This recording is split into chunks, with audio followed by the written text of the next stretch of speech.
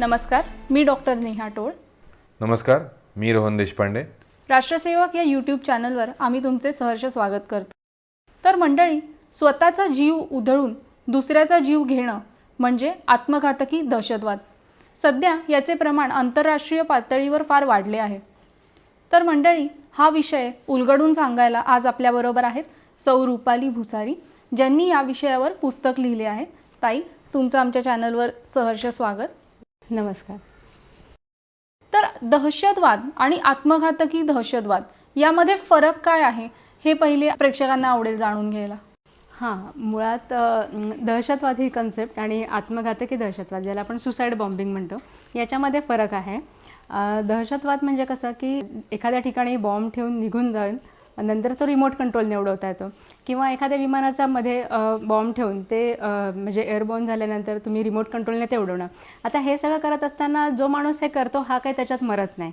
पण आत्मघातकी दहशतवाद हा असा असतो की ज्यामध्ये दहशतवाद घडवून आणणारी जी व्यक्ती असते त्याचं मरण अटळ असतं. इनफॅक्ट त्याचं मरण आल्याशिवाय तो हल्ला यशस्वी झाला असं म्हणताच येत नाही. त्याला आपण आत्मघातकी दहशतवाद म्हणतो. म्हणजे मग त्याच्यात आणि बरेच प्रकार आहे की स्वतःच्या अंगावरती म्हणजे बॉम्ब बेल्ट ठेवणं आणि जाणं, किंवा म्हणजे अशा अनेक वेगवेगळ्या कृत्या करणं आणि गर्दीमध्ये मिसळणं आणि ज्यामध्ये स्वतःला उडवून द्यायचं की जेणेकरून टार्गेट पण न जाता आणि तो माणूस पण जातो. त्यामुळे हा दहशतवाद जो आहे हा जास्त गंभीर आहे आणि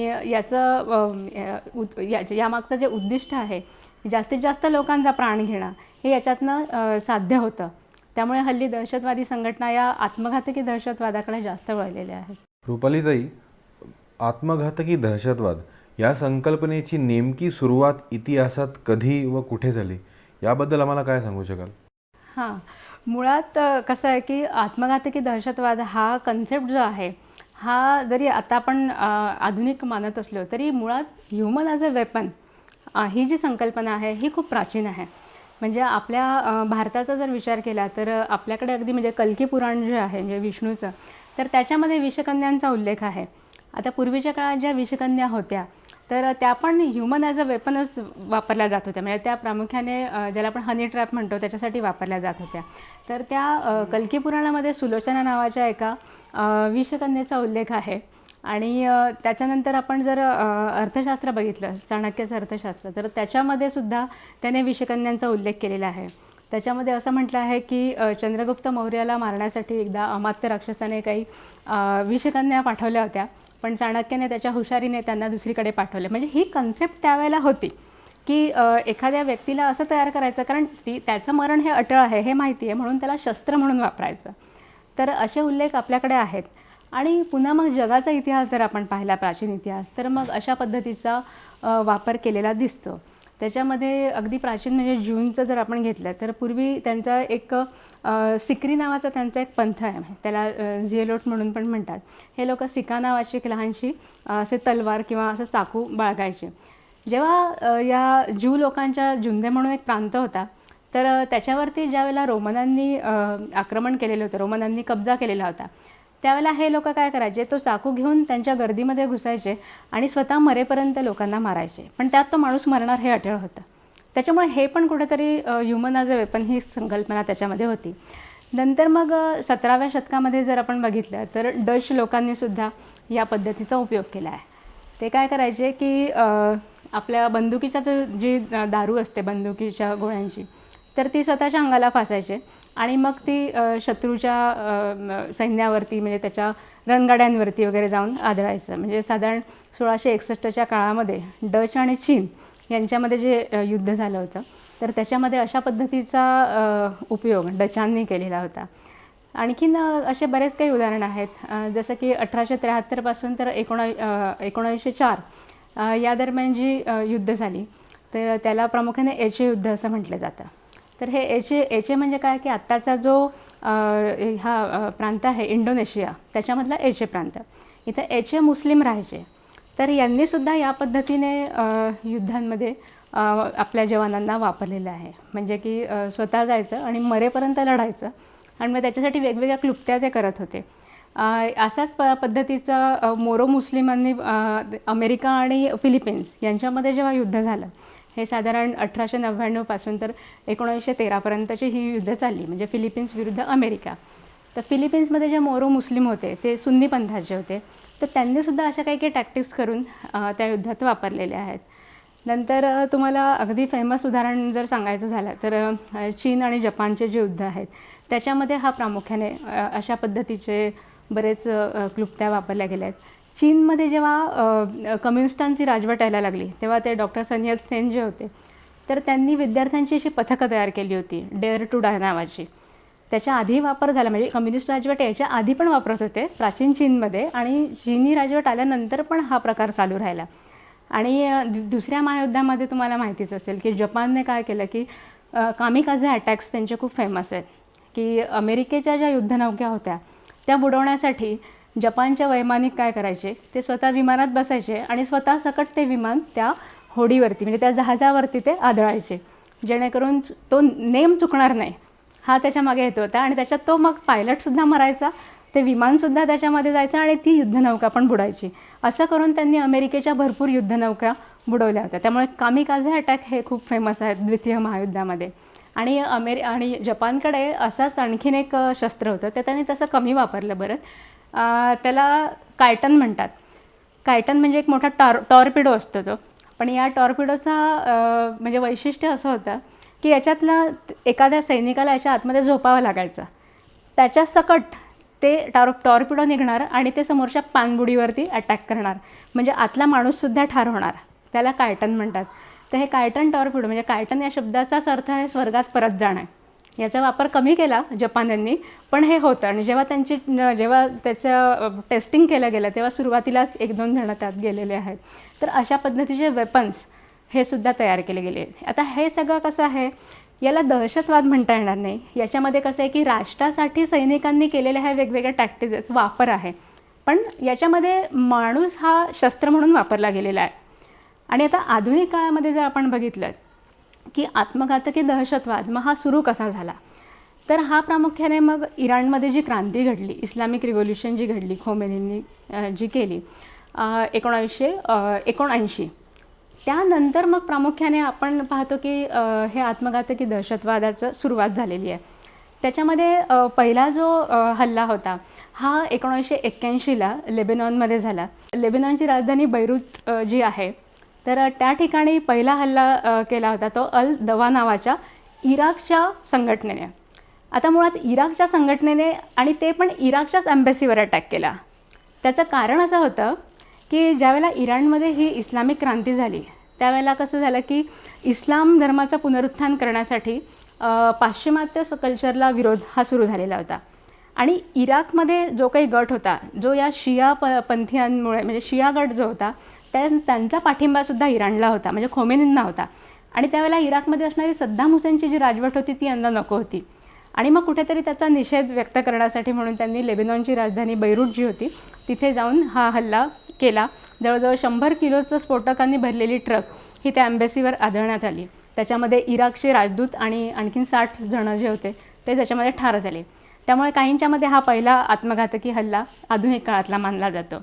आणि त्या पाठोपाठ 2 हल्ले झाले. काही जण म्हणतात की हे हल्लेसुद्धा म्हणजे दहशतवादाची सुरुवात आहेत. साधारण 1983च्या सुमाराला तिथेच म्हणजे लेबनॉनची राजधानी जी आहे बैरूट इथेच अमेरिकेवरती एप्रिलमध्ये आणि त्याच्या पाठोपाठ साधारण ऑक्टोबर-नोव्हेंबरच्या काळामध्ये तिथे फ्रेंचांची जी बराक आहेत, फ्रेंच आणि अमेरिकन सैन्य जे होतं त्यांच्यावरती असा हल्ला केला गेला. हे दोन्ही आत्मघातकी हल्ले होते, म्हणजे तिन्ही. आणि ही मग साधारण आधुनिक दहशतवादाची म्हणजे आत्मघातकी दहशतवादाची सुरुवात आहे असं मानलं जातं. रुपालीताई, तुम्ही खूप छान विस्तृतपणे सांगितलं की पुराण काळापासून ते आत्ताच्या युगापर्यंत कसं त्याचा वापर करण्यात आला.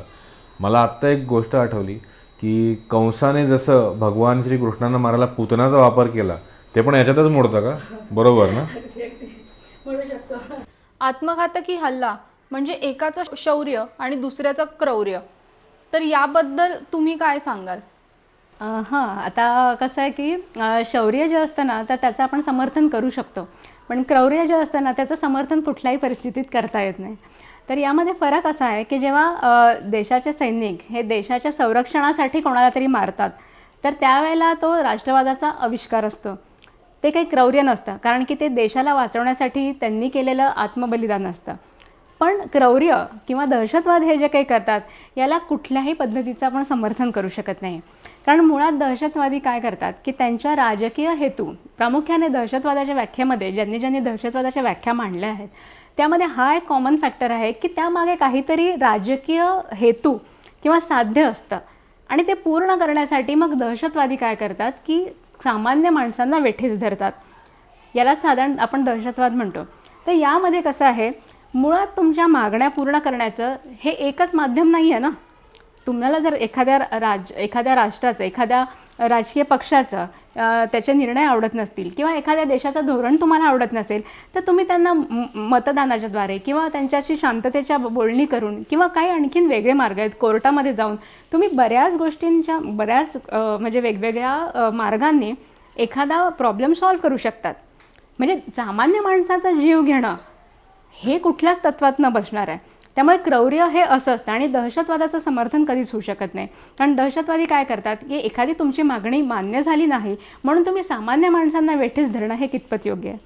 आणि यात आणखीन फरक असा असतो की जेव्हा सैनिक जेव्हा लढतात त्यावेळेला कसं असतं की सैनिक स्वतः म्हणजे सैनिक तयार होतो त्यावेळेला त्याला माहिती असतं की कधीतरी आपल्याला युद्धामध्ये मरण येऊ शकणार आहे. त्याला त्याचं ट्रेनिंग दिलेलं असतं. त्याचप्रमाणे तो ज्या सैन्यावरती आक्रमण करणार असतो ते लोकंसुद्धा सावध असतात. त्यांना माहिती आहे की शत्रूचा अटॅक होणार आहे आपल्यावर. सामान्य माणसांचा याच्याशी काही संबंध नसतो. म्हणजे दहशतवादी हे काय करतात, स्वतः अंगावरती तुम्ही शस्त्र घेता आणि जे निशस्त्र आहेत, ज्यांना माहीतसुद्धा नाही की आपल्यावरती हल्ला होणार आहे, अशा निष्पाप लोकांना मारतात. आणि हे सगळं कशासाठी, यामध्ये दहशतवाद्यांचा आणखीन एक महत्त्वाचा याच्यामध्ये हेतू असा असतो ते म्हणजे प्रसिद्धी मिळवणं. जितका घातक हल्ला असेल, जितके जास्तीत जास्त लोक मरतील तितकं प्रसारमाध्यमांचं लक्ष आपल्याकडे वेधून घेता येईल आणि आपल्या नावाची दहशत ही समाजामध्ये पसरेल, जेणेकरून आपण जे म्हणू ते आपल्या मागण्या मान्य होतील. म्हणून हे सगळं चाललेलं असतं आणि म्हणून त्याच्यासाठी अतिशय वाईट पद्धतीने हल्ले केले जातात. म्हणजे बोको हरामसारख्या ज्या संघटना आहेत, ज्या नायजेरियामध्ये आहेत, त्या अक्षरशः 10-10 वर्षाच्या मुलांच्या पाठीमध्ये सॅकमध्ये बॉम्ब ठेवून देतात. त्यांना बॉर्डरकडे किंवा त्या शत्रू त्यांचे जे आहेत त्यांच्याकडे पाठवलं जातं आणि मागून रिमोट कंट्रोलने उडवतात. त्या लहान लहान मुलांना माहीतसुद्धा नसतं की आपल्या बॅगेमध्ये काय आहे.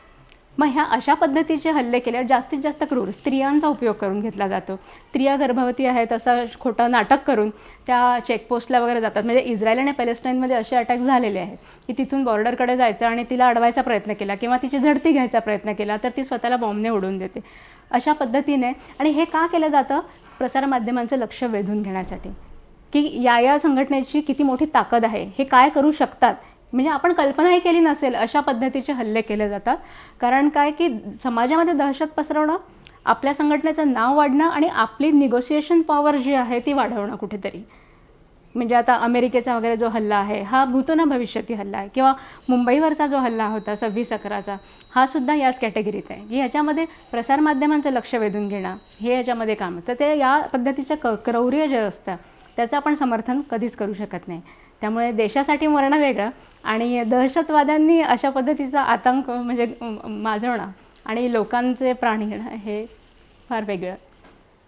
ताई, आता जसं तुम्ही सांगितलं की कॉमन मॅन म्हणजे सामान्य माणसाला वेठीस धरणं असं आहे, पण जे हल्ले लष्करावर झाले मग तो हल्ला कशामध्ये आपण म्हणू शकतो की कुठल्या प्रकारचा दहशतवाद आहे? हा जो हल्ला आहे म्हणजे आता उरीवरती झालेला हल्ला आहे किंवा आपल्या पुलवामावरती झालेला हल्ला आहे, हे पण दहशतवादी हल्लेच होते. पुलवामाचा हल्ला हा आत्मघातकी दहशतवादाचाच प्रकार होता आणि याच्यामध्ये आपण कुठेतरी जिथे पाकिस्तानचा हात आहे म्हणजे हा स्टेट स्पॉन्सर टेररिझमचा प्रकार आपण मानू शकतो. आता यातही कसं आहे की उरीचा जो हल्ला होता हा बेसावध असणाऱ्या सैनिकांवरतीच झालेला हल्ला आहे. त्यामुळे हे असे जे हल्ले असतात त्यांचं आपण कधी समर्थन करू शकत नाही. आता त्यांना माहिती आहे की यांना आपण युद्धामध्ये हरवू शकत नाही आहे. मग ज्या लोकांना युद्धात समोरासमोर हरवणं शक्य नसतं त्यांच्याकडनं आपल्याला काहीतरी पूर्ण करून घ्यायचं असेल तर मग हे असे हल्ले केले जातात. त्याच्यामुळे पाकिस्तानसारखे जे शत्रू राष्ट्र आहेत ते वेगवेगळ्या दहशतवादी संघटनांना मदत करून त्यांच्याद्वारे अशा पद्धतीचे हल्ले करून घेत असतात. कारण बऱ्याचदा थेट युद्ध करणं शक्य नसतं, त्याच्यात इंटरनॅशनल नॉर्म्स वगैरेचा पण प्रश्न येतो. म्हणून मग अशा पद्धतीने छुप्या मार्गाने मदत करायची दहशतवाद्यांना आणि त्यांच्या थ्रू हे हल्ले करवून आणायचे. आता यामध्ये एक प्रकार आता ह्या बोलण्याच्या याच्यात सांगते की सॉफ्ट टार्गेट असतात, काही हार्ड टार्गेट असतात. तर सॉफ्ट टार्गेटचं जे असतात ना, हे दहशतवाद्यांद्वारे जास्तीत जास्त वेळा टार्गेट केले जायला लागलेत हल्ली. पूर्वीच्या काळी कसं होतं, काही 10-15 वर्षापूर्वी असं होतं की एखाद्या VIP माणसाला टार्गेट करणं किंवा एखाद्या अत्यंत महत्त्वाच्या ठिकाणावरती हल्ला करणं, अशा पद्धतीने दहशतवादी आपल्या इच्छा किंवा आपल्या मागण्या ज्या होत्या त्या पूर्ण करायच्या. किंवा मग ते काय करायचे की एखाद्या हाय प्रोफाईल व्यक्तीच्या मुलाला किंवा मुलीला अपहरण करून घेऊन जायचं, मग त्याच्या बदल्यामध्ये काही निगोशिएट करायचं आणि मग आपले जे कैदी होते तर त्यांना सोडवण्यासाठी मग त्यांच्याबरोबर काही बोलणी करायची, वाटाघाटी करायची, हा प्रकार होता. पण आता तसं करत नाहीत. आता हल्लीच्या काळात काय केलं आहे त्यांनी की सॉफ्ट टार्गेट म्हणजे हॉस्पिटल असतील, मुलांच्या शाळा असतील, मॉल असतील, की ज्याचा आपण कल्पनासुद्धा केलेली नसेल की या ठिकाणी अटॅक होऊ शकेल, असे जे ठिकाणं असतात हे टार्गेट केले जातात. याला सॉफ्ट टार्गेट म्हणतात. सॉफ्ट टार्गेट म्हणजे की ज्याची फार काही मोठी सुरक्षा आपण केलेली नाही आहे, याला म्हणायचं सॉफ्ट टार्गेट. याच्या उलट जे काही हार्ड टार्गेट असतात, जसं की मुख्यालय असेल एखाद्या मिलिटरीचं किंवा एखाद्या VIP नेत्याचं घर असेल, हे आधीच म्हणजे सैनिकांच्याद्वारे आपण सुरक्षित केलेलं असतं. त्यामुळे तिथले लोक सावध असतात. किंवा एखादी हाय प्रोफाईल व्यक्ती असेल, तिला माहिती आहे की आपण कधीतरी टार्गेट होऊ शकतो, त्यामुळे ती स्वतः सावध असते. जेव्हा ती पब्लिकमध्ये असते, तिचे जे बॉडीगार्ड असतात ते तेवढे सावध असतात. पण हल्ली दहशतवादी तसं करत नाहीत. म्हणजे तसे हल्ले होतात, नाही असं नाही, पण हल्ली सॉफ्ट टार्गेटला टार्गेट करण्याचं प्रमाण जास्त वाढलेलं आहे. जो आत्ता उल्लेख केला सॉफ्ट टार्गेट, हार्ड टार्गेट आणि राष्ट्र पुरस्कृत दहशतवाद, ज्याला आपण स्टेट स्पॉन्सर्ड टेररिझम म्हणतो, तर यात असे नेमकी अजून किती प्रकार आहेत या दहशतवादामध्ये? तसं दहशतवादाचे बरेच प्रकार आहेत, पण दहशतवादाच्या स्वरूपावरनं आपण जे केले ते प्रामुख्याने 2 प्रकार केले जातात. पहिला प्रकार आहे ज्याला युक्तिपूर्ण किंवा टॅक्टिक म्हणतो आपण, आणि दुसरा जो प्रकार आहे तो राजनयिक म्हणजे स्ट्रॅटेजिक असं म्हणतो. आता टॅक्टिक हा प्रकार असतो की ज्याच्यामध्ये जास्तीत जास्त जीवितहानी कशी होईल हे पाहिलं जातं, म्हणजे युक्तिपूर्ण हल्ले. आणि दुसरा जो प्रकार आहे तो म्हणजे राजनयिक. याच्यामध्ये जास्तीत जास्त लोक पण मेले पाहिजे आणि जास्तीत जास्त आपल्या मागण्या, आपल्या राजकीय मागण्यांवरती कसा प्रभाव पाडता येईल हे त्यामध्ये प्रामुख्याने पाहिलं जातं. जसं की आता 26/11चा मुंबईचा जो हल्ला होता किंवा आपला 9/11चा अमेरिकेवरचा हल्ला होता, हे जे हल्ले आहेत हे राजनयिक स्वरूपाचे आहेत, स्ट्रॅटेजिक स्वरूपाचे आहेत. म्हणजे जीवितहानी तर आहेत जास्तीत जास्त, पण त्याचबरोबर आपल्या राजकीय मागण्या ज्या आहेत या कशा जास्तीत जास्त पूर्ण केल्या जातील हे त्यामध्ये पाहिलं जातं. त्यानंतर जर आपण व्याप्तीचा विचार केला तर व्याप्तीवरनं सुद्धा आपण 3 याचे प्रकार करतो दहशतवादी हल्ल्यांचे. याच्यामध्ये पहिला प्रकार असा असतो की ज्याच्यामध्ये देश पातळीवरती हल्ला हा केला जातो किंवा ज्याला आपण नॅशनल लेवलपर्यंतचा हल्ला असतात ते म्हणून. दुसरा जो आहे तो आंतरराष्ट्रीय पातळीवरचा हल्ला म्हणजे इंटरनॅशनल लेवलचा. तिसरा जो आहे तो मल्टीनॅशनल म्हणजे ज्याला आपण बहुराष्ट्रीय स्वरूपाचा हल्ला म्हणू शकतो. जसं की मुंबईमध्ये 11 जुलै 2006ला वेस्टर्न रेल्वे जी होती लोकल, त्यामध्ये 7 बॉम्बस्फोटांची मालिका ही घडवून आणली गेली. याच्यामध्ये इंडियन मुजाहिद्दीनचे लोक नंतर पकडले गेले. हा हल्ला त्याच देशातल्या लोकांनी त्याच देशातल्या लोकांवरती केलेला हल्ला असतो. याच्यामध्ये बाहेरच्यांचा कोणाचा हस्तक्षेप असतोच असं नाही आहे. आणि पुन्हा कारणं काय होती तर काश्मीर आणि गुजरात या ठिकाणी अल्पसंख्याकांना जी वागणूक दिली जाते ती पटत नाही आहे, त्याचा निषेध दाखवण्यासाठी म्हणून 7 आणि हे सगळे बॉम्ब कुकरमध्ये होते, तर ते बॉम्बला 2006चे गाजलेले. हा हल्ला आहे हा देश पातळीवरचा हल्ला म्हणू शकतो. आंतरराष्ट्रीय पातळीवरचा जर हल्ला आपण म्हणायला गेलं तर आपला आता मुंबईवरती जो हल्ला झाला होता 26/11चा 2008मधला हल्ला, हा या पद्धतीचा हल्ला की यामध्ये काय ते आंतरराष्ट्रीय पातळी म्हणजे कसं की पाकिस्तानातनं काही दहशतवादी इथे आले, 10 जण इथे आले आणि त्यांनी आपल्या देशामध्ये घडवून आणलेला हल्ला, याला पूर्ण सहकार्य पाकिस्तानचं होतं, ते पाकिस्तानच्या संपर्कात होते. हा झाला आंतरराष्ट्रीय लेवलचा हल्ला. बहुराष्ट्रीय किंवा ज्याला आपण मल्टीनॅशनल स्वरूपाचा हल्ला असं म्हणतो तो झाला अमेरिकेचा हल्ला. म्हणजे यामध्ये वेगवेगळ्या देशांमधले लोक एकत्र येतात आणि ते एका देशावरती किंवा आणखीन 2-3 देशांवरती अटॅक करतात एकाच वेळेला. आता अमेरिकेचा जो हल्ला होता तर त्यामध्ये 19 लोकांची टीम होती. त्याच्यातले 15 लोक जे होते हे सौदी अरेबियाचे होते, त्याच्यानंतर 2 लोक जे होते हे युनायटेड अरब अमिरातीचे होते, 1 जण लेबेनॉनचा होता आणि 1 जण त्यांचा प्रमुख जो होता हा इजिप्तचा होता. तसं पाहायला गेलं तर अर्थार्थी कोणताही असं नाही आहे की एकाच राष्ट्रासाठी, पण यांचा हेतू काय होता तर धार्मिक होता. तर धार्मिक कारणासाठी मग वेगवेगळ्या देशातनं हे लोक एकत्र आले आणि हा हल्ला त्यांनी चढवला. तर अशा स्वरूपाचे असे वेगवेगळे म्हणजे प्रकार आपण याच्यामध्ये करतो. ह्याच्यामध्ये मला अजून एक विचारावंसं वाटेल तुम्हाला की सॉफ्ट टार्गेट आणि हार्ड टार्गेटबद्दल तुम्ही सांगितलं, तर जास्त इन्फ्लुएन्शियल हार्ड टार्गेट आहे असं वाटतं का की if you are breaking the defence of the country it is going to cause more impact? हो, ॲक्च्युली कसं आहे की इम्पॅक्ट पाडण्याच्या दृष्टीने जर विचार केला तर हार्ड टार्गेटचं कसं असतं की ते ऑलरेडी इम्पॅक्ट करणारेच असतात, त्याच्याबद्दल नो डाऊट. पण याचं जी भीती असते ना ही समाजापर्यंत पोहोचतेच असं नाही आहे. फॉर एक्झाम्पल आता राजीव गांधींची हत्या झाली, तर राजीव गांधींच्या बरोबर आजूबाजूचे जे लोक मेले, याचा जो इम्पॅक्ट होता हा तिथली जी जनता होती ही हादरली, नो डाऊट. सगळा देश त्याच्यामध्ये म्हणजे हादरलेलाच आहे. पण ज्यावेळेला तुम्ही आणखी हा हल्ला आहेच इम्पॅक्ट करणाराच आहे की ज्याच्यामध्ये मोठ्या नेत्याचा बळी गेला आहे आणि याच्यातनं काहीतरी आपलं राजकीय उद्दिष्ट साध्य करण्याचा मोठा प्रयत्न त्यांनी केलेला आहे. पण याचबरोबर सॉफ्ट टार्गेट जे असतात, जसं आता 26/11चा जो हल्ला झाला हा थेट सामान्यांवरती म्हणजे CSTवरती जाऊन तुम्ही हल्ला करताय की जिथं साधे म्हणजे कुठेही फार मोठे VIP लोक नसताना सामान्य माणसाला जेव्हा हे वाटायला लागतं की आपण सुरक्षित नाही आहे या देशात, आणि ही जर फिलिंग जास्त वाईड स्प्रेड झाली ना तर ते सरकार उलटवण्यापर्यंत याचे इम्पॅक्ट पोहोचतात. त्यामुळे तसं पाहायला गेलं ना तर हे हल्लेसुद्धा काही कमी हे नाही आहेत. म्हणजे सॉफ्ट टार्गेटवरती हल्ला करण्याचं कारण हे आहे हल्ली. आणि VIP जे असतात ना त्या हल्ली आता कसं आहे की ते स्वतः सावध असतातच, त्यांना माहिती आहे की आपल्यावरती कधी कधी हल्ला होऊ शकतो.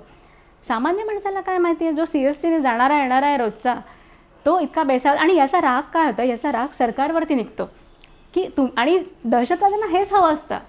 त्यांना हे दाखवून द्यायचं असतं की बघा तुमच्या देशामध्ये तुम्हीच सुरक्षित नाही आहात, पहा तुमचं कसं सरकार आहे, मग तर तुम्ही उलटलं पाहिजे, काय सिक्युरिटी देतं तुम्हाला.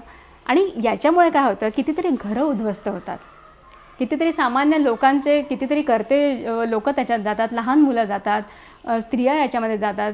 आणि याचं जे सामान्यांवरती होणारा जो इफेक्ट असतो हा खूप लाँग टर्म म्हणजे इफेक्ट करणारा असतो, त्यांचा मानसिक धक्का खूप मोठा असतो. त्याच्यामुळे सॉफ्ट टार्गेटवरती काय आणि हार्ड टार्गेट एकूणच दहशतवादी हल्ला हा खूप भयंकरच म्हणजे. तर ताई अतिशय सुंदर माहिती तुम्ही आम्हाला देत आहात. आत्मघातकी हल्ला करण्याचं नेमकं कारण काय असतं, की धार्मिक आहे, राष्ट्रीय आहे, असं ह्याच्याबद्दल तुम्ही काय सांगू शकता? हां, ह्याच्या मागे जी कारणं असतात ती प्रामुख्याने 5 वेगवेगळ्या टायटल्सखाली आपण डिवाईड करू शकतो. याच्यात पहिलं कारण जे आहे ते धार्मिक कारण आहे, दुसरं राजकीय आहे, त्याच्यानंतर मानसिक कारण आहे, सामाजिक आहे आणि आर्थिक कारण पण आहे. तर सगळ्यात पहिलं कारण जे आहे ते म्हणजे धार्मिक कारण आहे.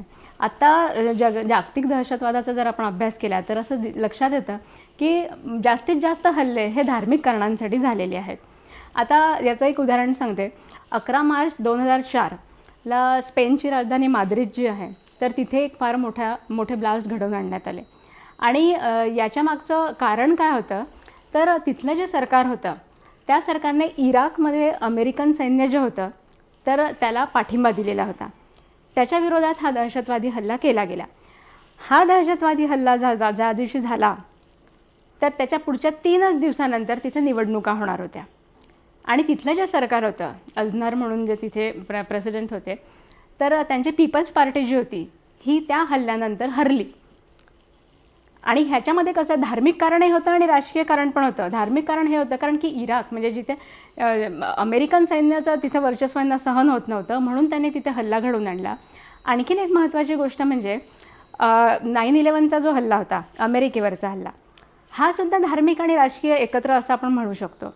कारण की मुळात हा हल्ला झाल्यानंतर जेव्हा ओसामा बिन लादेनने सांगितलं 2002ला, म्हणजे आधी हल्ला 2001ला झाला, त्याचं कारण असं होतं हल्ल्याच्या मागे की सौदी अरेबियामध्ये आम्हाला अमेरिकेचं सैन्य नको आहे. कारण मुळात कसं आहे की अरेबियामध्ये म्हणजे मक्का आणि मदिना ह्या ज्या जागा आहेत या कुराणामध्ये अतिशय पवित्र जागा ज्या आहेत इस्लामिक जनतेसाठी, या ठिकाणी असं आहे की नॉन इस्लामिक व्यक्तीने राहू नये असं कुराणामध्ये सांगितलेलं आहे. त्याच्यामुळे सौदी अरेबियामध्ये अमेरिकेच्या सैन्याचा जो प्रेझेन्स होता हा त्यांना नको होता. त्या विरोधामध्ये हा हल्ला आहे असं स्वतः म्हणजे ओसामा बिन लादेननेच त्यावेळेला सांगितलं होतं. याबरोबर त्याने आणखीन 2 कारणं सांगितली होती. त्याने असं एक कारण सांगितलं होतं की लेबनॉनमध्ये ज्यू लोकांना अमेरिका पाठिंबा देते. त्यामुळे आम्हाला अमेरिकेला आम्ही अद्दल शिकवू. आणि त्यात तिसरं कारण हे होतं की काश्मीरच्या बाबतीमध्ये भारत सरकारचे जे धोरण आहे त्याला अमेरिकेने पाठिंबा दिला आहे, म्हणून त्याची शिक्षा म्हणून हा हल्ला आम्ही घडवतो. आता तसं पाहायला गेलं तर हे तिन्ही कारणं अशी आहेत की हे धार्मिकही आहेत, राजकीय आहेत. विशेष म्हणजे सौदी अरेबियाचं आपण समजू शकतो की ज्यांनी अमेरिकेवरती हल्ला केला, ती जी 19 लोकांची टीम होती, 19 दहशतवादी एकत्र आले, त्यातले 15 जण सौदी अरेबियाचे होते. ते लॉजिक आपण समजू शकतो की ठीक आहे, आमच्या देशावरती अमेरिकन सैन्य हे वर्षानुवर्षे ताबा ठेवतं आहे, आम्हाला सहन होत नाही आहे, म्हणून आम्ही जाऊन हल्ला केलेला आहे. पण बाकीचे जे होते त्याच्यातले 2 जण युनायटेड अरब अमिरातीचे होते, 1 जण लेबेनॉनचा होता, तेही समजू शकतो. पण त्याचा प्रमुख जो होता हा इजिप्तचा होता. मोहम्मद अत्ता हा जो होता हा इजिप्तचा होता. मग इजिप्त आणि अमेरिकेचं यांचं कधी कुठे काही वाकडं नव्हतं, कधी कुठे काही बिनसलेलं नव्हतं. अमेरिकेने कधी कुठल्याही जागेवरती तिथे ताबा मिळवलेला नव्हता. मग असं काय कारण होतं की इजिप्तच्या माणसाला वाटलं की यांची टीम लीड करावी, आणि तो स्वतः ओसामा बिन लादेनच्या संपर्कातही होता, त्याने ही टीम लीड केली. याचा अर्थ काय तर धर्म, की आपल्या धर्मबांधवांसाठी आपण देशाच्या सीमा ह्यासुद्धा ओलांडून जाऊन त्यांनी हा हल्ला केलेला आहे.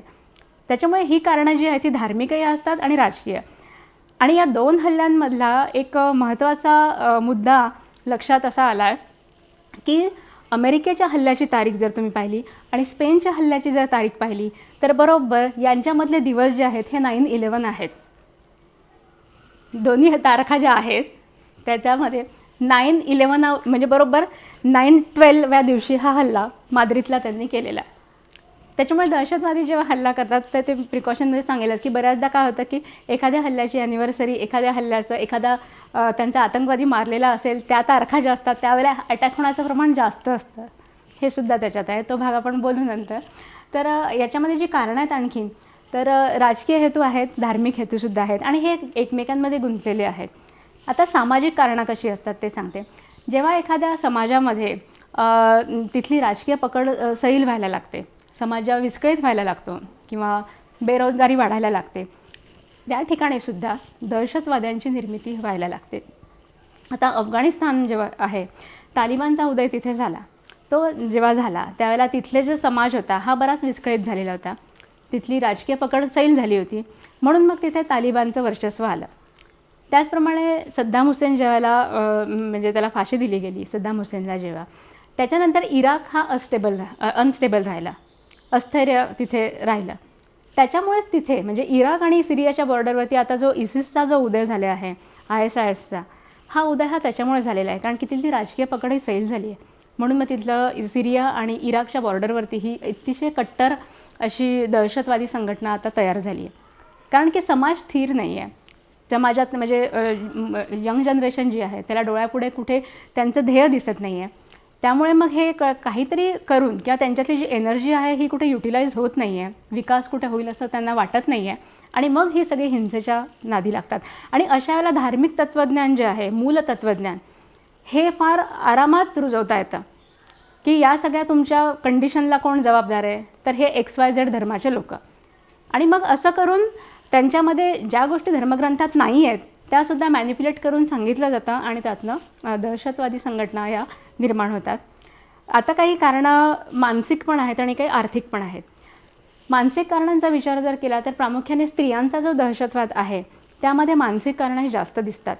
याच्यामध्ये कसं आहे की ज्या स्त्रिया वैयक्तिक पातळीवरती फार काही समाधानी नाही आहेत किंवा ज्यांना काहीतरी म्हणजे समाजात ज्याला आपण काही मूल्य म्हणतो किंवा काही रीतिरिवाज आहे की एखाद्या स्त्रीचं आयुष्य या पद्धतीचं असलं पाहिजे, आदर्श पद्धतीत, काही वेळेला स्त्रियांचं तसं नसतं आणि मग त्यांच्या मनात कुठेतरी न्यूनगंड आलेला असतो आणि त्यातनं मग त्यांना समाजाला हे दाखवून द्यायचं असतं की आम्ही कशात कमी नाही आहे.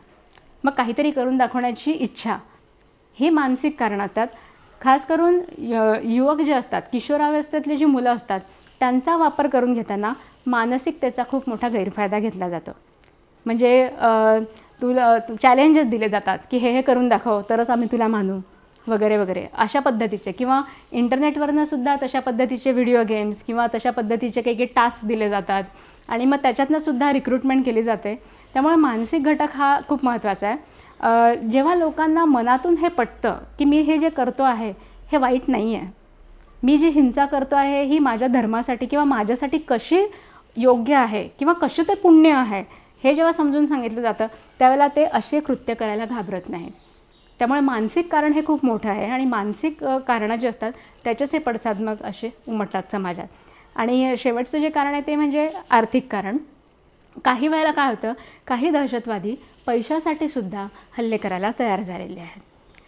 खास करून चेचनिया जे आहे म्हणजे रशियामध्ये जो भाग आहे चेचनिया, तर त्या चेचनिया प्रांतामधल्या काही ज्या स्त्रिया आहेत या अतिशय गरीब कुटुंबातल्या आहेत. बऱ्याचदा काय होतं की तिथले जे दहशतवादी आहेत ते ठार मारले जातात रशियन सैन्याकडनं आणि त्यांच्या ज्या बायका आहेत त्याला ब्लॅक विडोज म्हणतात. तर या ब्लॅक विडोज काय होतं की म्हणजे त्यांचा नवऱ्याला किंवा त्यांच्या प्रियकराला ठार मारलं आहे, मग त्यांना मानसिक दृष्टीने भडकवलं जातं, मॅनिप्युलेट केलं जातं की बघ तुझ्या नवऱ्याला किंवा तुझ्या प्रियकराला ठार केलं, मग आता तू याचा बदला घेतला पाहिजेस. अशा पद्धतीने त्यांना दहशतवादी कृत्यांमध्ये सामील करून घेतलं जातं. त्याच्यामध्ये एक केस आहे, ती झेरमा म्हणून तिचं नाव आहे. तर तिची केस अशी आहे की तिला दहशतवादी बनवलं गेलं ते आर्थिक कारणांमुळे, कारण की तिचा प्रियकर ठार झालेला होता, तिच्याकडे पैसा फारसा नव्हता, तिच्या म्हणजे खूप तिचं आयुष्य जे एकंदरीत आपण आदर्श स्त्रीचं म्हणतो त्याच्या अगदी उलट होता. आणि नंतर आर्थिक चणचण, मग तिला एका संघटनेकडनं पैसा मिळायला लागला. मग त्यांनी तिला आमिष दाखवलं की आम्ही तुझं सगळं कर्ज फेडतो, तू आमच्यासाठी मरायला तयार हो. तर ती झाली तयार, पण तिचा जो ब्लास्ट म्हणजे ती जो ब्लास्ट करणार होती तो काही वेळेवरती तो बॉम्ब ब्लास्ट झाला नाही, ती पकडली गेली. आणि त्याच्यानंतर मग ही जी तिच्या केस स्टडी वगैरे केली गेली तेव्हा लक्षात आलं की आर्थिक कारणासाठी ती तयार झाली होती. असे बरेच उदाहरणं पॅलेस्टाईन आणि तिकडे सुद्धा आहेत. कितीतरी एक लहान एका मुलाचं उदाहरण, ते आता आपण हा विषय तर मी सांगते. 16 वर्षाचा तो एक अब्दो म्हणून एक मुलगा होता. तर त्याला 100 इस्रायली शेकेल्स त्याचं आमिष दाखवलं गेलं, म्हणजे करन्सी इस्रायलची. आणि त्याच्याकडे भरपूर स्फोटकं देण्यात आली आणि त्याला असं सांगितलं गेलं की तू हे जर केलं तर तुला स्वर्गात गेल्यावरती तुला हुरी म्हणजे ती जी सुंदरी असते ती तुला मिळेल. त्या 16 वर्षाच्या मुलाचं इतकं ब्रेन वॉशिंग केलं गेलं की तो त्या 100 शेकेल्ससाठी आणि स्वर्गात गेल्यावरती आपल्याला ती मिळणार म्हणून मग त्याच्यासाठी तो मरायला तयार झाला. पण तो इस्रायली सैनिकांनी त्याला पकडला, जिवंत पकडलं आणि मग हे सगळं त्यातनं म्हणजे समोर आलं. तर असे अनेक कारणं असतात आणि बऱ्याचदा कारणं एकमेकांमध्ये गुंतलेली असतात. त्यामुळे अगदी स्पेसिफिक हेच कारण आहे असं म्हणू शकत नाही, त्याला बरीच कारणं असतात. तुम्ही खूप छानरित्या दहशतवादाच्या मागची कारणं सांगितलीत. मला असं विचारायचं आहे की जे विविध संघटना असतात दहशतवादी, जसे की ISIS आहे, बोको हराम आहे, अल कायदा आहे, तालिबान वगैरे, तर यांच्यात पण काही स्पर्धा असते म्हणजे एकमेकांमध्ये, किंवा यांचं पण काही ध्येयासारखं असतं, याबद्दल तुम्ही काय सांगू शकाल का? आत्ता तरी जसं म्हणजे दहशतवादी ज्या संघटना आहेत तर त्यांच्यामध्ये म्हणजे स्वतःचं प्रस्थ वाढवण्याचं प्रमाण आहे. अगदी एकमेकांमध्ये कॉम्पिटिशन असते असं नाही म्हणू शकत आपण. पण त्यातल्या त्यात फताह वगैरे जी आहे किंवा आता PLO फताह जे तिकडचं राजकारण जे आहे त्या बाबतीमध्ये मग तिकडे थोडीशी चढाओढ दिसून येते. पण एकंदरीत दहशतवादी संघटना ज्या आहेत त्यांचं मुळात प्रस्थ म्हणजे स्वतःचं जास्तीत जास्त प्रस्थापित करणं आणि आपले जे काही राजकीय हेतू आहेत ते साध्य करून देणं हेच असतं. थेट त्यांच्यामध्ये स्पर्धा असते असं म्हणता येत नाही. उलट काही जणं जे आहेत म्हणजे काही छोट्या ज्या संघटना आहेत जसं बोको हराम झाली, त्यांनी उलट त्यांचं आम्ही या संस्थेशी संलग्न आहोत म्हणजे त्यांनी ISISशी आम्ही संलग्न आहोत हे डिक्लेअर केलं. तसंच नायजेरियामध्ये आणि तिकडे जी एक संघटना आहे अल शबाब नाव आहे तिचं, त्यांनी पण सांगितलं की आम्ही ISISचेच लोक आहोत. म्हणजे नावं वेगवेगळी आहेत पण ते आपलं ॲफिलिएशनसुद्धा एखाद्या मोठ्या संघटनेशी आहे असं दाखवतात जेणेकरून त्यांचा प्रस्थ वाढेल असं याच्यात आहे. मला आत्ता एक अशी तत्सम माहिती आठवली, माहीत नाही कितपत योग्य आहे. मध्यंतरी असं माझ्या वाचनात आलेलं की लष्कर-ए-तोयबा आणि जैश-ए-मोहम्मद यांनी मिळून हिजबुल मुजाहिद्दीनला बहिष्कृत केलेलं. त्यांचं असं म्हणणं होतं की तुम्ही एक ठराविक जो पायंडा आहे, जे तत्त्व म्हणतो आपण, तुम्ही आमच्या तत्त्वाप्रमाणे काम करत नाही म्हणून आम्ही तुम्हाला सपोर्ट करणार नाही. याबद्दल काय तुम्ही सांगू शकाल का? आता कसं की हिजबुल्ला आधी जी होती ही संघटना होती, दहशतवादी चळवळ म्हणजे त्यातनं ती संघटना होती. आता तो राजकीय पक्ष आहे. आणि कसं आहे की एखादी संघटना जेव्हा राजकीय पक्ष म्हणून काम करायला लागतं तर त्यावेळेला त्याची उद्दिष्ट बदलतात. त्यामुळे हे आहे तुम्ही जे सांगितलं त्याच्यामध्ये तथ्य आहे एका प्रमाणामध्ये. पण एकंदरीतच राजकीय पक्ष म्हणून वावरत असताना त्यांचे जे निर्णय घेतले जातात ते थोडे मवाळ होतात.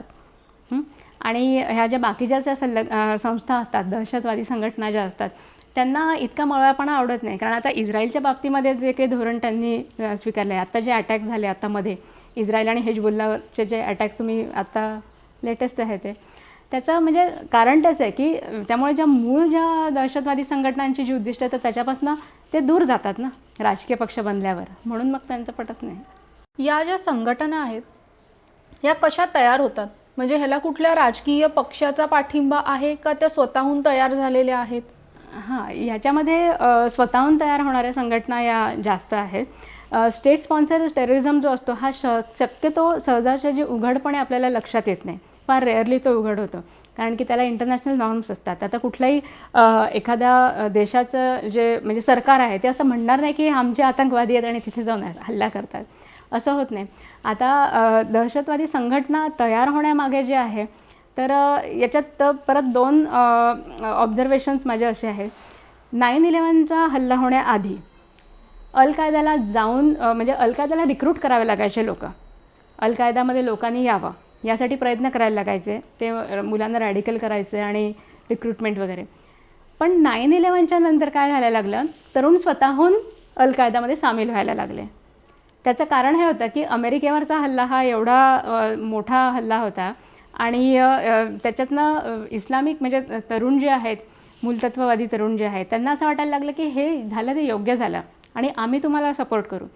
यानंतर इंडिव्हिज्युअल काही ठिकाणी अटॅक्स करायला सुरुवात केली आणि त्याला दहशतवादी संघटना क्लेम करायला लागली की आमचाच माणूस होता, म्हणजे नसला तरी. हे असं पण त्याच्यातमध्ये व्हायला लागलं. पण दहशतवादी संघटना हे स्वतःहूनच तयार होणारे आहेत.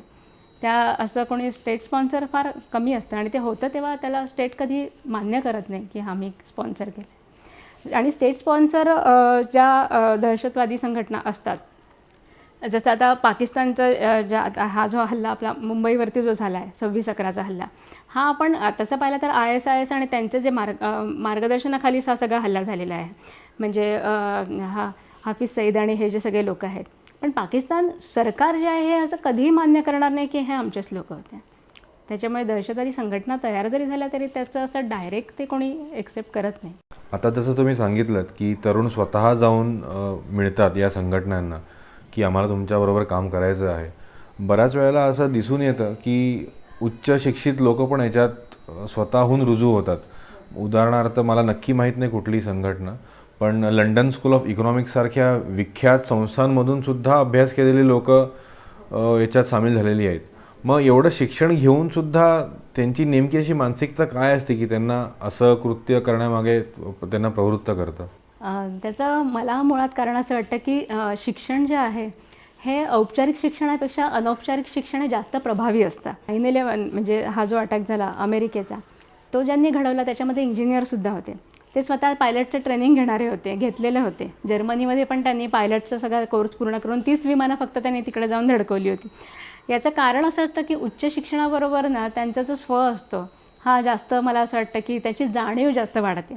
आणि खास करून इस्लामिक फंडामेंटलिझम जो आहे, तर कसं झालं की हल्लीच्या या अमेरिकेचं जे वर्चस्व वाढत गेलं जगामध्ये, त्यामध्ये कुठेतरी अशी भावना जास्त वाढली आहे की पाश्चिमात्य संस्कृतीचं आक्रमण हे इस्लामच्या संस्कृतीवरती होतं आहे, हा दृष्टिकोन वाढत गेला. त्यामुळे आपण कितीही शिकलो तरी पण आपली जी मुळं आहेत ही धर्मापासून तुटलेली नाहीत हे दाखवण्यासाठी जास्तीत जास्त शिकणारी मंडळी ही सुद्धा जास्तीत जास्त धार्मिक होत चाललेली आहेत किंवा दिसतात आपल्याला तशी झालेली. आणि मग आपल्या धर्माचं रक्षण करणं ही आपली जबाबदारी आहे. त्यामुळे समाजापुढे हा आदर्श घालून देणं की आपण कितीही शिकलो आणि सवरलो, काही झालं तरी धर्म हा आपल्यासाठी महत्त्वाचा आहे, तो महत्त्वाचा राहील. त्यामुळे पाश्चिमात्यांचं म्हणजे अमेरिकन वगैरे कंट्रीज जे आहेत त्यांचं इस्लामिक संस्कृतीवरती होणारं आक्रमण आम्ही सहन करणार नाही. मग यातून ती मला असं वाटतं ही जी भावना आहे ती जास्त तीव्र होत जाते. त्यामुळे शिक्षण आणि अनौपचारिक शिक्षण जे आहे म्हणजे धार्मिक ग्रंथांमधनं मिळणारे शिक्षण हे जास्त प्रभावी असतं. त्याच्यामुळे मला असं वाटतं की हे आहे की शिक्षण जरी किती असलं तरी दहशतवादी हल्ल्यांमध्ये काही फार फरक नाही पडला. पण जसं तुम्ही म्हटलं की लहान मुलं आहेत किंवा स्त्रिया आहेत यांचं मन वळवणं आणि त्यांना ही कामं करायला लावणं हे इतकं काही असं सोपं काम नाही, तर हे कसं केलं जातं? हां, आता याच्यामध्ये कसं आहे की आपण स्त्रियांच्या बाबतीमध्ये जर पाहिलं तर मुळात स्त्रियांचा दहशतवाद आणि पुरुषांचा दहशतवाद याच्यात फरक आहे. पुरुषांचं कसं आहे की त्यांचं आयुष्य त्यांचं सगळं व्यवस्थित असलं तरीसुद्धा त्यांच्यासाठी हे एक टार्गेट असतं जे त्यांना पूर्ण करायचं आहे. स्त्रियांचा जो काही अभ्यास आत्तापर्यंत झालेला आहे तर त्याच्यामध्ये असं दिसून आलं आहे की स्त्रिया ह्या प्रतिक्रियावादी जास्त असतात आणि त्या भावनेच्या आहारी जास्त जाणाऱ्या असतात. त्याच्यामुळे एखादा हल्ला करणं ही त्यांच्यासाठी कसली तरी प्रतिक्रिया असते. म्हणजे त्यांच्या वडिलांना, त्यांच्या नवऱ्याला, प्रियकराला किंवा त्यांच्या मुलाला असं कोणीतरी कधीतरी त्या याच्यात ठार केलेलं असतं किंवा त्यांचा काहीतरी बदला घेण्यासाठी म्हणून त्यांना तो दहशतवादी हल्ला घडवून आणायचा असतो. आत्तापर्यंत जितक्या दहशतवादी महिला आहेत पॅलेस्टाईनच्या काहीचा ज्या केस स्टडीज समोर आलेल्या आहेत त्याच्यात हे प्रमाण खूप जास्त दिसतं. त्याच्यामुळे इवन धानूचा जो हल्ला होता म्हणजे राजीव गांधी यांच्यावरती असं म्हटलं जातं की IPKF जी आपण पाठवली होती त्या सैन्याने तिकडे बरेच काही अन्याय केला. त्याच्यामध्ये धानूचा पण पर्सनल बराच लॉस झालेला होता वगैरे वगैरे आणि म्हणून मग ती दहशतवादी संघटनेला जाऊन मिळाली. तर स्त्रिया या भावनेच्या आहारी जास्त जातात. कितीतरी स्त्रिया अशा आहेत की या सोशल नॉर्मप्रमाणे नव्हत्या. काही वेळेला असं पण केस स्टडीज आढळले आहेत की लग्नाच्या आधी म्हणजे गर्भावस्था असणं किंवा एखाद्या लग्नानंतर नवऱ्याने सोडून दिलेलं आहे किंवा लग्नानंतर जे मूल जन्माला आलं ते मृत होतं, नंतर मग नवऱ्याने सोडून दिलं. सगळं वैयक्तिक आयुष्य जिथं पूर्ण हवं मनाप्रमाणे त्याचं नाही झालेलं. मग ती स्त्री आत्महत्येला प्रवृत्त होते किंवा तयार होते काहीतरी मरायला. आणि अशा वेळेला तिथे जी अल अक्सा मार्टीर ब्रिगेड म्हणून आहे, तिने एक वफा इद्रिस नावाची एक स्त्री होती, तिचं सगळं उदाहरण हे असंच आहे पॅलेस्टाईनमधली. मग तिला त्यांनी तयार केलं की एनिवे तुला मरायचंच आहे. म्हणजे इनडायरेक्टली हे हळूहळू रॅडिकलायझेशन एका दिवसात होत नाही. मग ती स्वतःहून त्यांना सामील झाली आणि तिने हल्ला घडवून आणला. अशी उदाहरणं बरीच आहेत. त्यामुळे स्त्रियांचा जो दहशतवाद आहे हा बराच काही जिथं सगळीकडे सगळं व्यवस्थित असेल ना स्त्रीचं, ती जाऊन काही स्वतःहून मरायला तयार होणार नाही. म्हणजे आत्तापर्यंत तरी असं फार रेअर केसेस असतील. पण किंवा मग काही स्त्रियांना काहीतरी सगळं व्यवस्थित असलं तर काहीतरी वेगळं करून दाखवायची उर्मी असते की आपण काहीतरी भारी आहोत किंवा मी हे पण करू शकते किंवा मी मुलगी असली तरी काय झालं मी हेही करू शकते.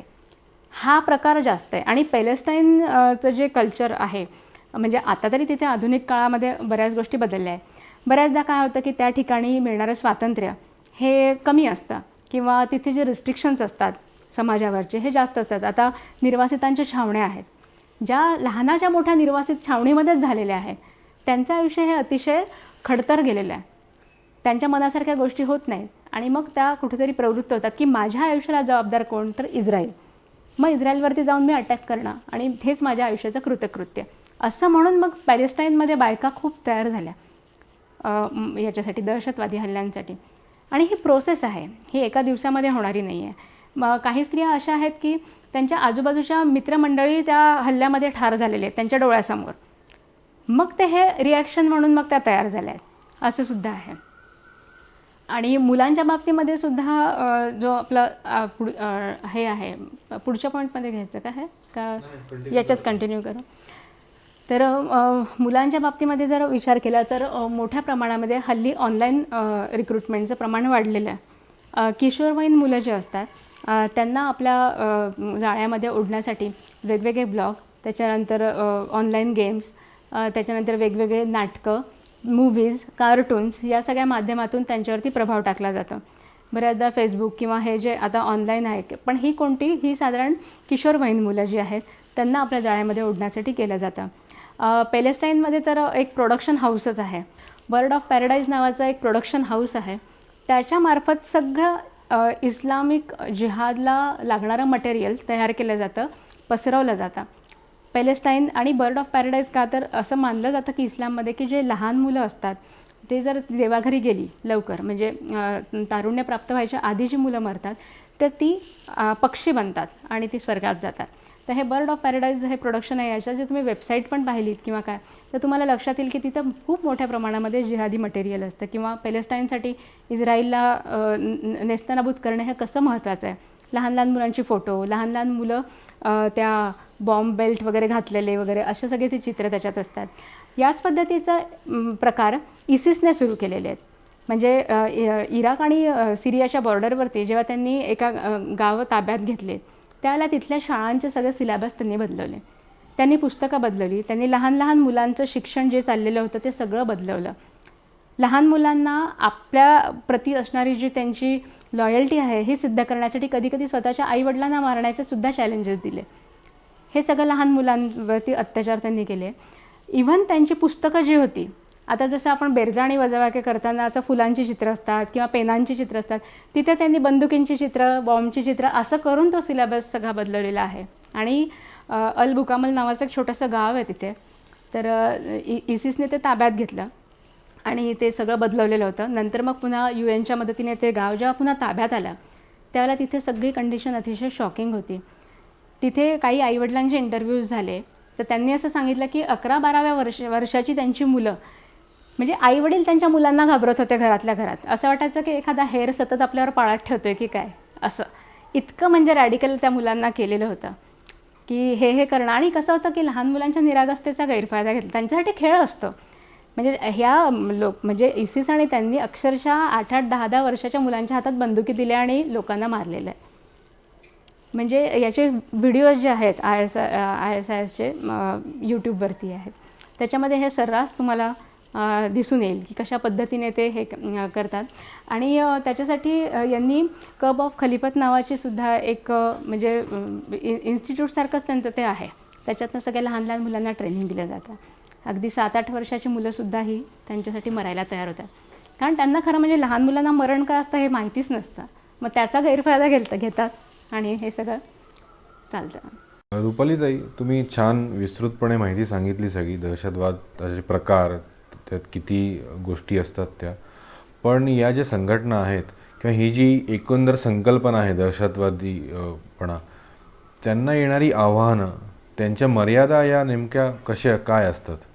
हां, याच्यामध्ये कसं आहे की यांच्यासमोर ज्या मर्यादा असतात त्या आधी सांगते.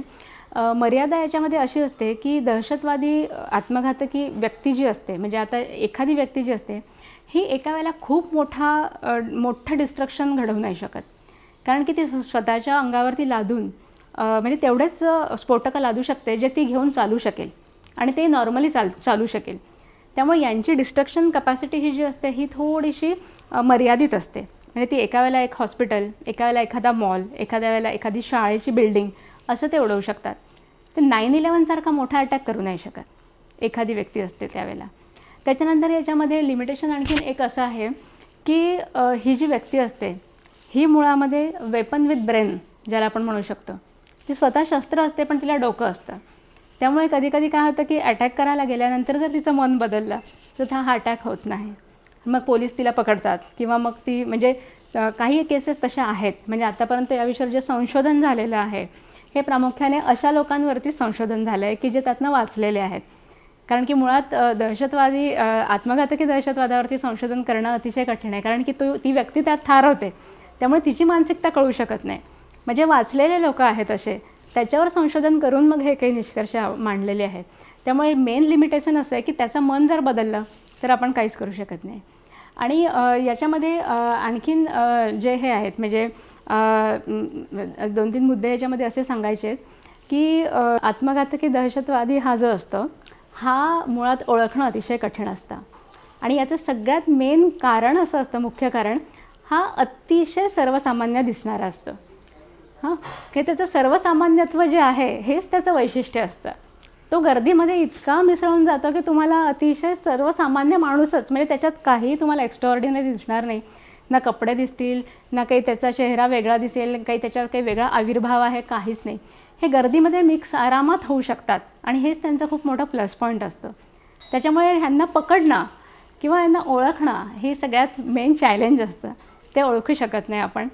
त्याच्यानंतर कसं आहे की हे जे लोक असतात तर यांना थांबवता येणं फार कठीण असतं. म्हणजे एखाद्या व्यक्तीकडे बॉम्ब आहे की नाही हे कितीही तुम्ही प्रयत्न केला, आता गर्दीच्या ठिकाणीचं रेल्वे स्टेशन्स आहेत, वेगवेगळे मॉल आहेत, मॉलमध्ये जरी झडती घेतली तर आपण हे सांगू नाही शकत की त्याच्याकडे कुठे शस्त्र असेल किंवा काय. त्यामुळे हा रोखणं, हा अटॅक हा अतिशय कठीण आहे.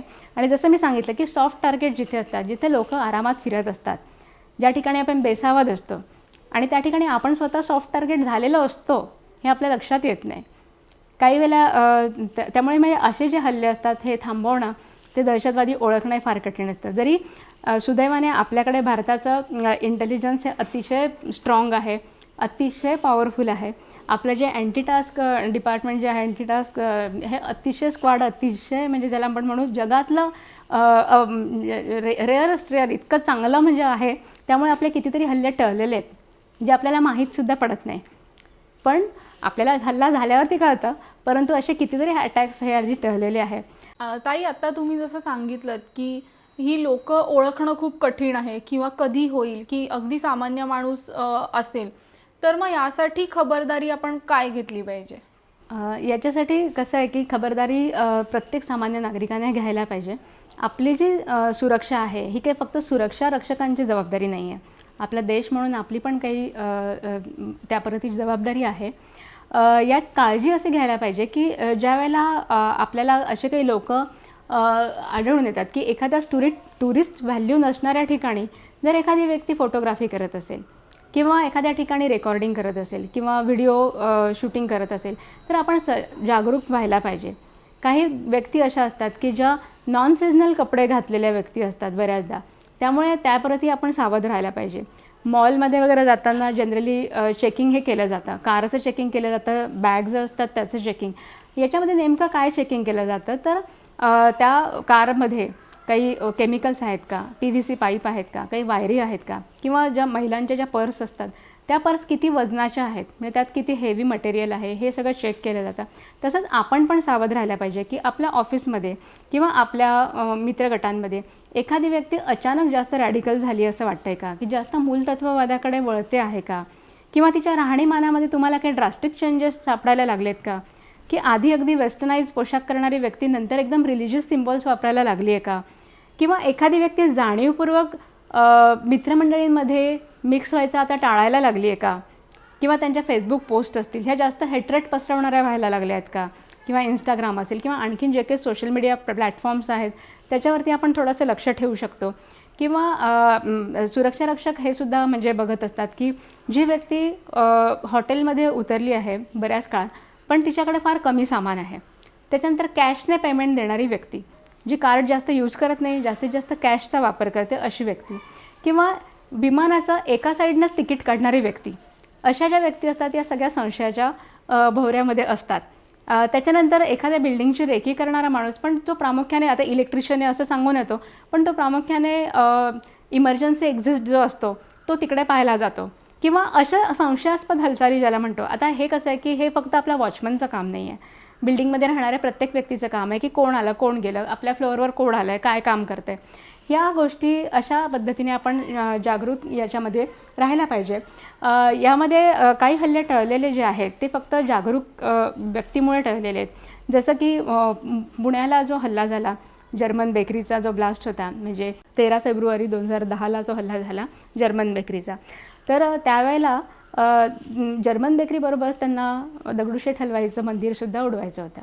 मग त्या ठिकाणी जो सिद्दीकी होता, जो बॉम्ब ठेवायला आला होता, त्याला तिथल्या फुल विक्रेत्याने बॅग ठेवू दिली नाही, कारण पोलिसांनी 2च दिवसाआधी सूचना दिलेल्या होत्या की कोणीही आलं तर कोणाची बॅग कोणी ठेवून घेऊ नका, किंवा सावध केलेलं होतं पोलिसांनी. त्याने 7:15 वाजेचा संध्याकाळचा टायमर सेट केलेला होता, म्हणजे जेव्हा जर्मन बेकरीमध्ये अटॅक आणि त्याचबरोबर इकडे हे त्यांना उडवायचं होतं, तिकडे यासीन भटकळने ठेवली होती बॉम्ब, तिकडे त्याने पेरला, आणि इकडे याला इकडे याला दगडूशेठ हलवाईच्या मंदिरामध्ये ते ठेवायचं होतं. टाईम सेट केलेला होता, पण त्याने ठेवू दिलं नाही त्या फुलवाल्याने. तिथं त्याचं भांडण झालं त्या सिद्दीकीशी. तो घाबरला की आपण पकडलं जाऊ, म्हणून मग तो तिथनं निघून गेला. त्याने ते टायमर मग पुन्हा हे केलं. आणखीन एक असं म्हटलं जातं की जेव्हा मुंबईची रेकी करायला तो हेडली जो होता, डेव्हिड कोलमन हेडली, तो जेव्हा सिद्धिविनायक मंदिर आणि तिकडच्या महालक्ष्मी टेम्पलची रेकी करत होता, त्यावेळेला त्याने एका हवालदाराच्या रायफलला हात लावला आणि विचारलं होतं, ये चलती है क्या, असा उल्लेख एका ठिकाणी माझ्या वाचण्यात आला. म्हणजे हे लोक जेव्हा रेकी करतात ना, तेव्हा असं काहीतरी बोलणं किंवा एक काहीतरी असं लक्षात येण्यासारखं असतं काही गोष्टी, तेव्हा आपल्या लक्षात म्हणजे असं काही खूप महत्त्वाचं वाटत नाही, पण ते काहीतरी संकेत असू शकतात. त्यामुळे आपण जास्तीत जास्त प्रिकॉशन घेणं आणि सुरक्षारक्षकांना सगळ्यात महत्त्वाचं म्हणजे आपण सपोर्ट करणं हे खूप गरजेचं असतं. आपल्याला एखादी गोष्ट जरी संशयास्पद वाटली, जरी ती कितीही मायनर असली, तरीसुद्धा जवळच्या पोलीस स्टेशनला किंवा कोणाला कळवायला आपण मागे पुढे पाहू नये. आणि पोलीस किंवा आपलं जे अँटी टास्क स्क्वॉड आहे हे अतिशय कॅपेबल आहे. त्यामुळे लहान सहान व्हॉट्सॲप ग्रुप्स असतील किंवा आपले फेसबुकच्या पोस्ट असतील, यामध्ये आपल्याला जर अशी थोडी जरी कुणकुण लागली की हे चुकीचं होतं आहे किंवा याच्याने समाजाची शांतता बिघडू शकते, तर आपण या गोष्टी इन्फॉर्म करायला घाबरू नये. त्यातनं बरेच आपण हल्ले टाळू शकतो. ताई, इतक्या सोप्या भाषेत आणि इतक्या सहजपणे तुम्ही इतका मोठा विषय उलगडून सांगितलात आणि तुम्ही आम्हाला वेळ दिलात, त्याबद्दल तुमचे खूप खूप आभार. थँक्यू. या चांगल्या प्लॅटफॉर्मवरती मला माझे विचार मांडायची संधी दिली, त्याबद्दल मी तुमचे मनःपूर्वक आभार मानते. थँक्यू. तर मंडळी, आजच्या भागानंतर मला एवढंच सांगावंसं वाटेल की आपण सगळे भारताचे नागरिक म्हणून सतर्क होऊया, जागरूक होऊया आणि ही एक प्रकारची राष्ट्रसेवाच ठरेल. याविषयी अजून जाणून घेण्यासाठी रुपालीताईंनी लिहिलेले पुस्तक आत्मघातकी दहशतवाद हे नक्की वाचा. याची लिंक आम्ही डिस्क्रिप्शन बॉक्समध्ये टाकली आहे. हा व्हिडिओ तुम्हाला कसा वाटला हे आम्हाला कमेंट सेक्शनमध्ये नक्की कळवा. पुन्हा भेटू असंच एक नवीन व्यक्तिमत्व घेऊन. तोपर्यंत धन्यवाद.